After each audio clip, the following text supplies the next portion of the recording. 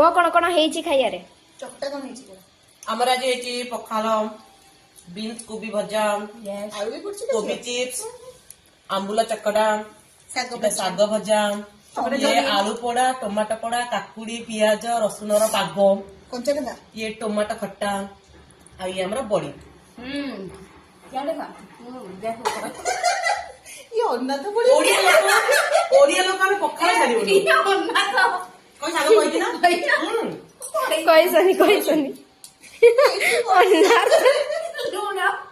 ଲୁଣ, ଲଙ୍କା, ଲେମ୍ବୁ, ଆଚାର, ଇଏ ଗୋଟେ ଇଏ ସବୁ ସ୍ପେଶାଲ ଆଇଟମ ଆଚାର।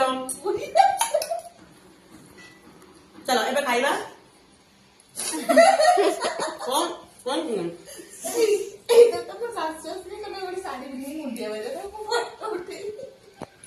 ହଁ ୟାର ଫଟୋ ଉଠୁଛି ଶାଢୀ ମୁଣ୍ଡିଆ ବାଲା ସେଟା ପୁରା ବେଷ୍ଟ କଣ ଅଡି ପଡିବ କି ସେଥିରେ? ପଥର ପାଇ ପଡିବନି। ପଶେଇବି?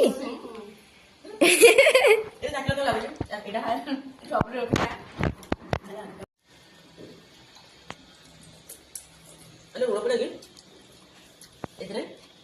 ଦେଖ ଲୁଣ ପଡିବ। ତମ ଆଣିକି ଆସିଥିଲା ପୂଜା ସିଏ ଯୋଉ ଖାଇଥିଲେ ଭାଇ ଲୁଣ ଦେଲ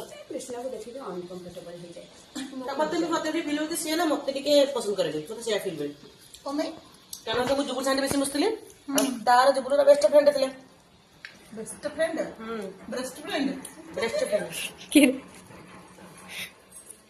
ଝିଅ ଅଛି ସେ ଜାଣିଛି